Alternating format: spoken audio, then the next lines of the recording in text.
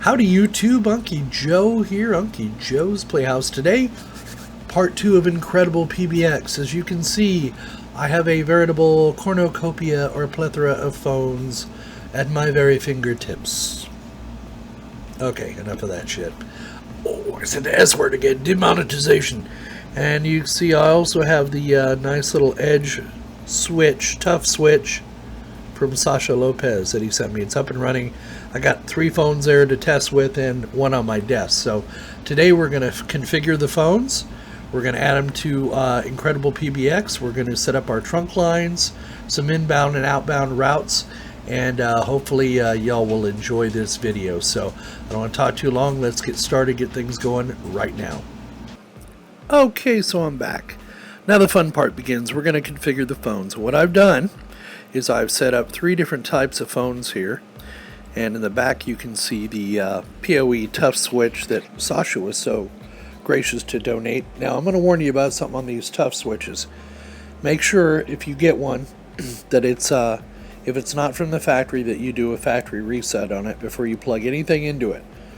Morton at my playhouse learned the hard way that if you don't do that, you could have power active on one of these 8 ports. And if your device isn't designed to take power over Ethernet, you could foobar it. So, because it either sends out 24 or 48 volt PoE.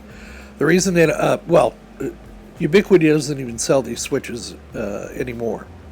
Not for the reason I'm about to tell you, but because they went on to a different product, their Edge product. But the new Edge switches are auto-sensing on the PoE. So if you turn on the wrong PoE, I believe you will be okay. So phones are usually 48 volt PoE, but you need to check with your individual phone manufacturer before you turn your PoE on. The phone right here, which is a Grandstream 2140, GXP 2140, is PoE capable. This is an old one, but a goodie, an Astra 57i, which is now owned by Mitel or Mitel. And I was able to even get a firmware upgrade on this. I downloaded that, did the firmware upgrade. I'm not going to cover firmware upgrades on phones in this video. That's a separate video. And I've actually done a whole video on firmware upgrades on a client's phone system. So go back and look at that video if you need more information. And then I have, and this is a very high-end phone, or it was when Astra made it. This is a middle-of-the-road phone, but it's got a color display and all that nice stuff. It belongs to a client. And this phone is a very basic entry-level GXP 1100. You want to make sure you got your firmware updates on all these phones. Now, what I've done is this is a non-PoE phone, so I plugged that into just a standard port here. And it looks like I got a bad cable. I'm going to have to change that out. But I plugged that into a standard port, made sure it wasn't there was no power connected. These two, that's the Astra and the Grandstream, are both PoE 48 volt phones. So they're plugged into the PoE, and I've turned PoE on in the actual tough switch there.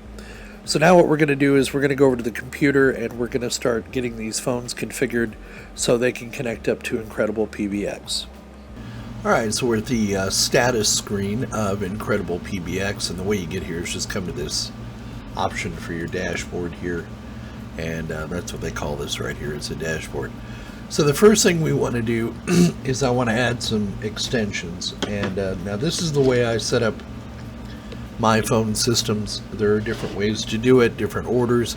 This is the way I like to do it. I like to get my extensions set up and then get the phones configured and hooked up, and then I do my trunk lines, and then I do my inbound and outbound routing, and you'll see how we bring all this together when it gets to the end. So the first thing I want to do is come up here to applications and extensions, and it's going to show my extensions up here. So what I want to do, it's already added a couple for me, a default. Now they start with extension number 701. I like to start with extension number 200. Sometimes you shouldn't have any trouble with that, but you can start pretty much your extensions anywhere you want to, but for these purposes that Incredible PBX just happens to start at 701. So I'm going to come up here to add an extension, and I'm going to add a new Chan SIP extension. Okay, and the extension number is going to be 200. And I'll just call this, let's see here, Joe Desk. And I'm not going to fill out the outbound caller ID. I could do that if I wanted my, what this does is this overrides a caller ID when dialing out a trunk. Any setting here will override the common outbound caller ID set in the trunk's admin. So if you want this to show a different phone number, you can do it that way. Anywhere you're not sure what you need to enter, if you just hover over this little question mark here, it will give you information on what you need. So now the beauty of Incredible PBX is it's going to generate secure long passwords for you. As you can see, that's a pretty secure password, as is this one. And don't worry, you can always come back and change that later. So now under the place I want to go next is the voicemail tab, and I'm going to enable voicemail, and I'm going to I'm just going to give it a password of 1234 for the voicemail password. If you want to see what that was, just click the little eye and that shows you. Required from same extension. In other words, if a user dials *97, they will, if it's set to no, then when the user dials *97 to access their own voicemail, they will not be asked for their password. Now that does not apply to *98, which always prompts for a password. So, but what if you turn that on? What it means is you have to be at your extension to get your voicemail. I don't want that to have to be. So I'll just put in email address here.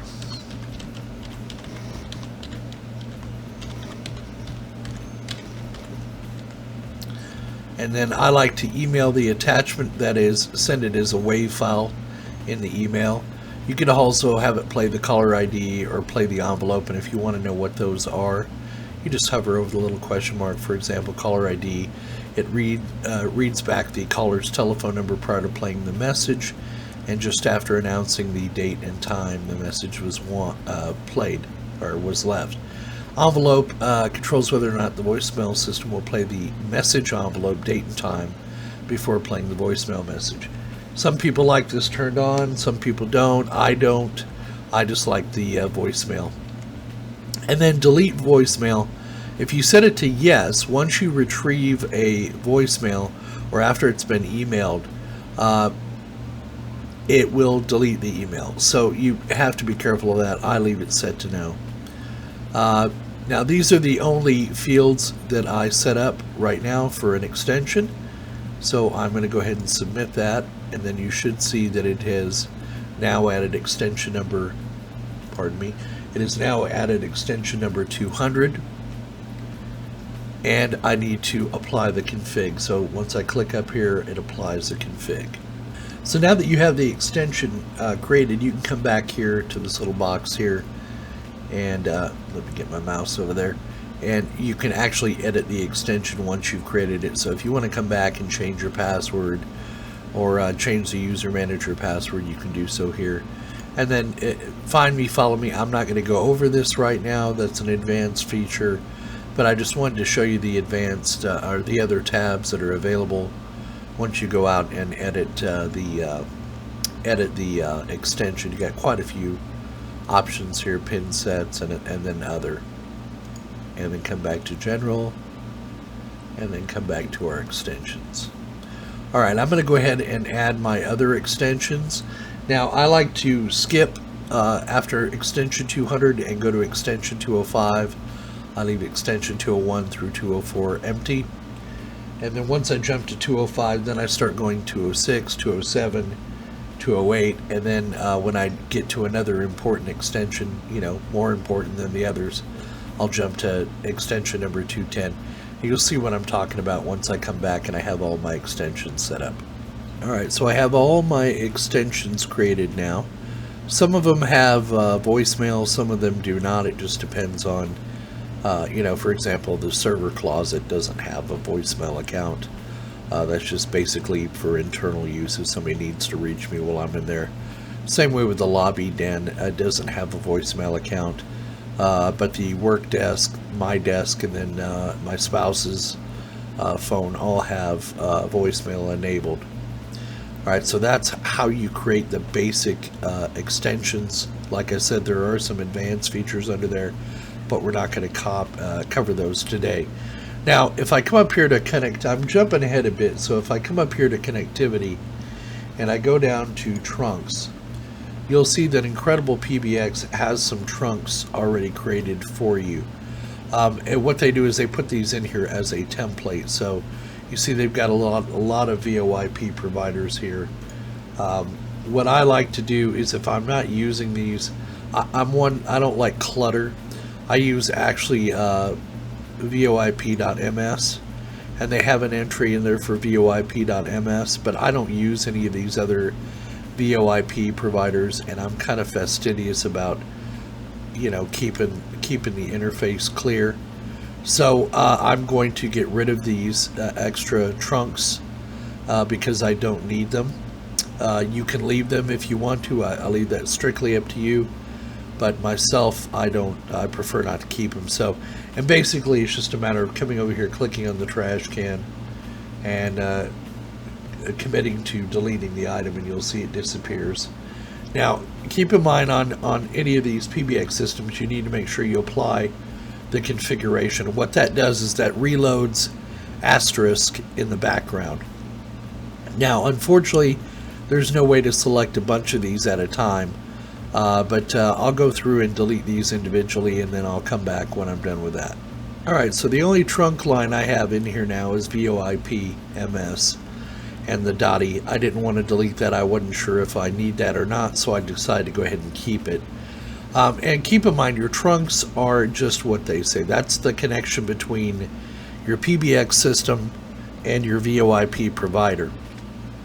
And so if I were to go into this and edit it, you'll see it has the information already configured for you, even except for your dial number manipulation rules, which we'll come back to when we set up our routes. But under SIP settings, this is what you need in here. This is the important stuff. So you'll put your username and your password. And one of the reasons I like VoIP.ms is they use an actual registration string. So you have to actually log into a server and get a registration. So it makes it, I just think it's a little more secure than using another type of connection. The other thing Incredible PBX does not do is it does not need to open any ports out to the internet. So you're a lot more secure with Incredible PBX than you are with a lot of the other PBX systems that require you to open ports on your firewall.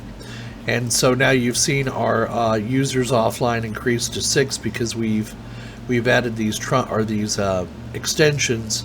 So as you add extensions, once they come online, this will change from a light green to a dark green. But there we go. We have all of our extensions now set up, as you can see right here. And we have limited our trunks to the one for VoIP MS. Come back here to our dashboard.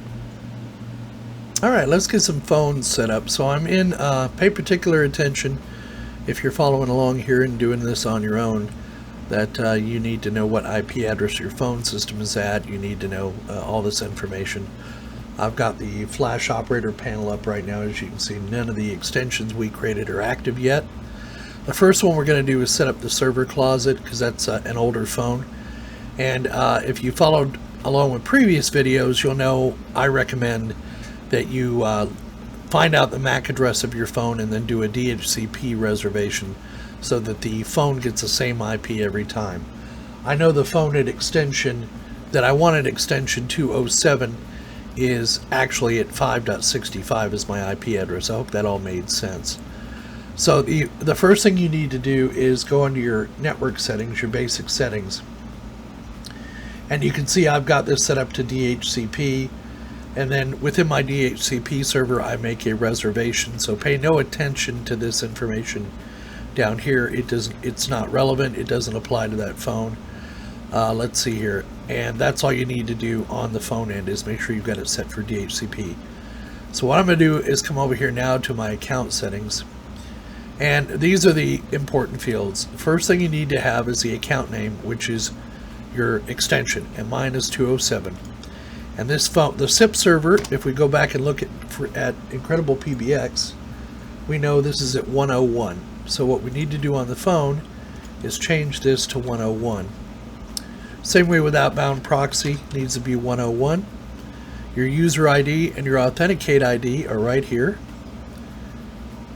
And then we need our password. Now, Incredible PBX, if we come up here under the extensions and we go to extension 207 and click the little edit button here, has this long password right here.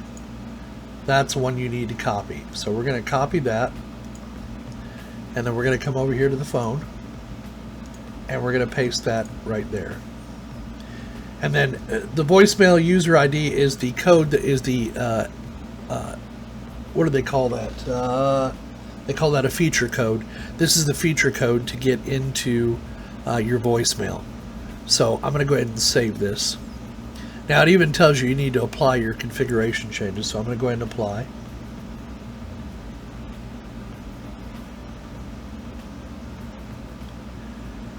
Now you notice right now the account is not active, so I'm going to make that active and save and apply on that.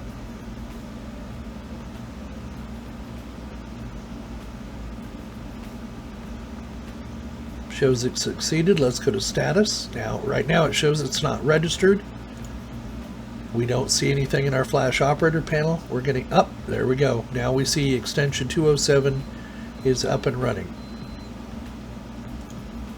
Very good. If we refresh this screen here on our phone, we should see that the account is now active. Oh, we got to relog in again.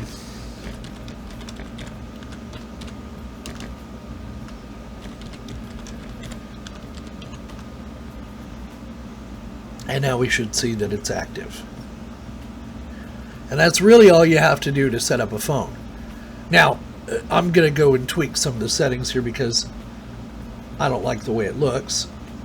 And right here, this is not integral to registering on the phone system. Your SIP user ID and your authentication ID are the two important ones, along with your password and that IP address here. This can be anything. So I'm going to call this server room, just so I know what it is. This is the same thing here. The SIP, if you read the screen, it says the SIP server subscriber's name optional that will be used for caller ID, e.g. John Doe. We're going to change that one to server room as well, and we're going to save and apply that.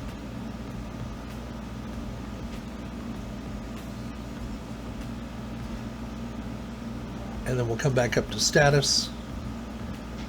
We'll see the phone is unregistered itself.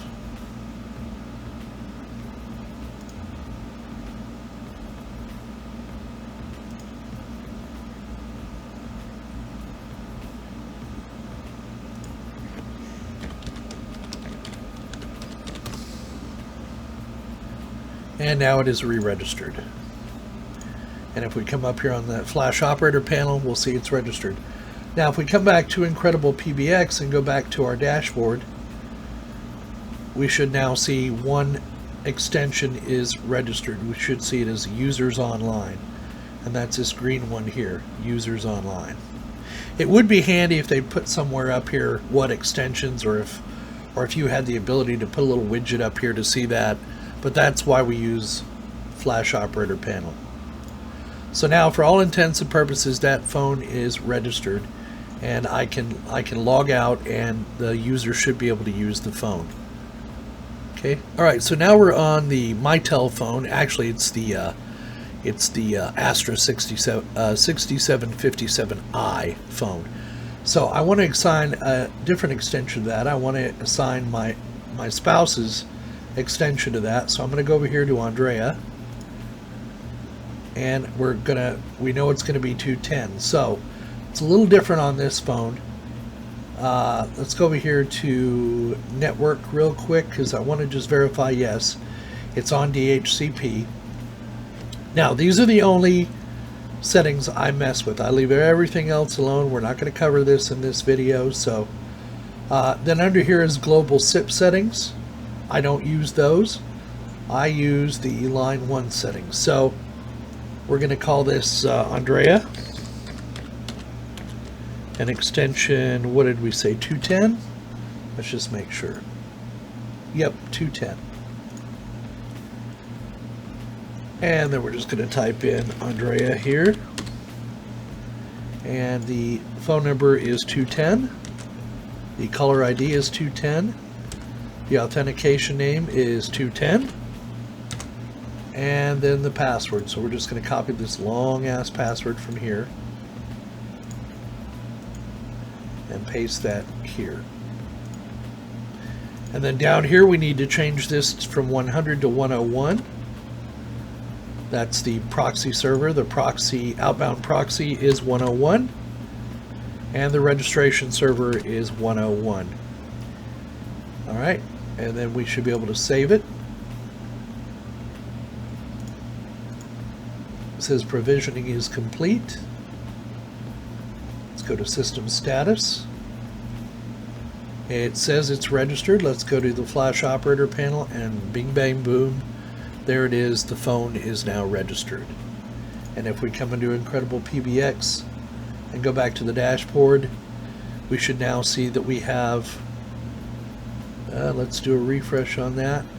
We now have 2 users online, and you see our users offline has come down.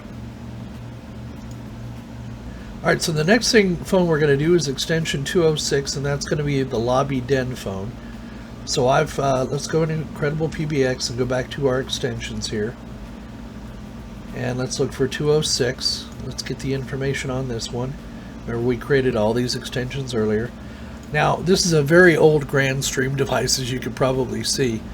And it is got kind of a clunky interface. But again, the only areas we need to concentrate on are this right here. Don't worry about all these other settings. Leave them alone. Come back later and you can deal with them later, okay? We just want to get our phones registered. So the first thing we want to do is change that to 101 on the SIP server. We're going to leave the authenticate ID and the authenticate SIP user ID the same. We're going to come over here and we're going to copy our long ass password. Now, I have had trouble with this phone before not accepting these long passwords and having registration issues, but we're just going to put that in there for now. Then I'm going to come all the way down here and I'm going to click on update,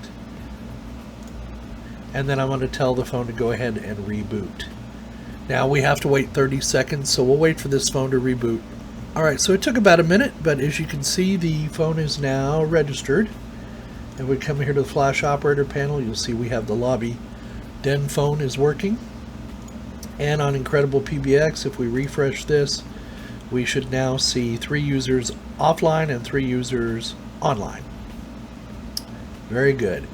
Alright, so next let's do the work desk. That is going to be the GXP 2140 phone. So let me get into that.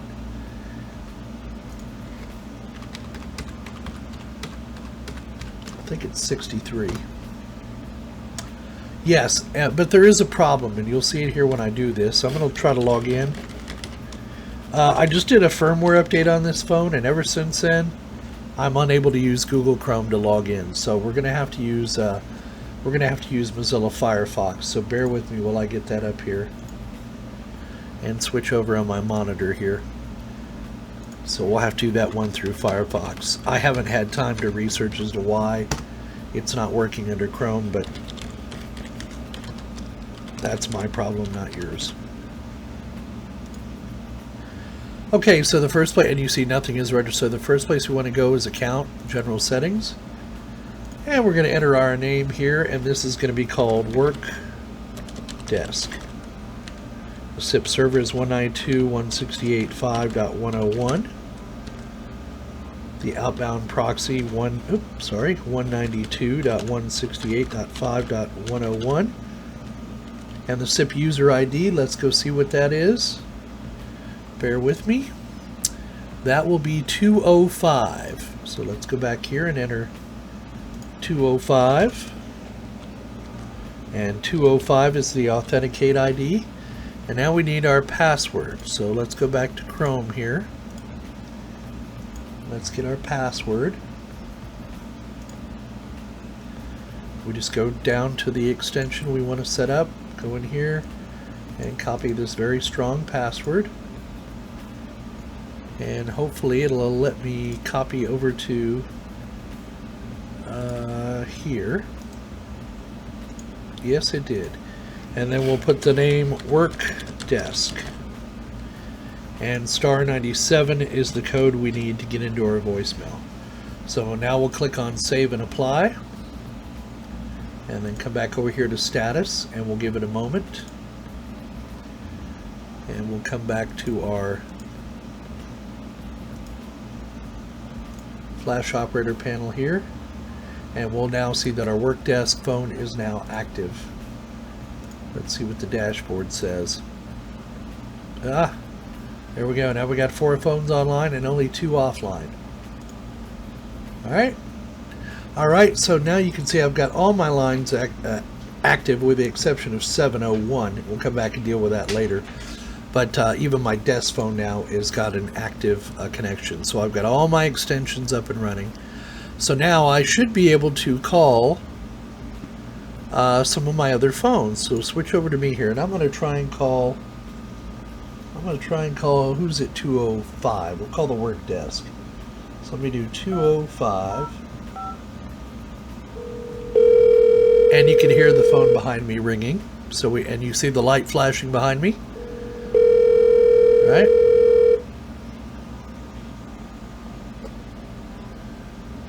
Now let's try 210, shall we? So let me try 210. And you can see now that phone is ringing. See the little green flashing light? Very good. And then the last one we'll try is the extension 207 in the server closet. Oh, boo-booed that one up. 207. And now you can hear 207 ringing. Very good. Now I'd call the phone out in the lobby, but it's out in the lobby right now, so no need to call it. Well, that's exciting. We got all our phones up and running. See, it's not as complicated as people make it out to be. Don't be intimidated by the phone interface. If you follow those instructions, make sure, one, you set your phones to factory default so that you're not dealing with anything. Most of the time, the phones coming from the factory with a factory default are ready to go. All you need to do is enter your SIP information. Session Initiation Protocol is what SIP means. Once you've done that, that's fine. Then you should be able to connect your phones just like I have.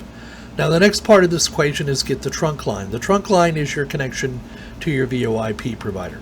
I use VoIP.ms, and I'm going to show you how I set that up next. Oh no you don't, not so fast.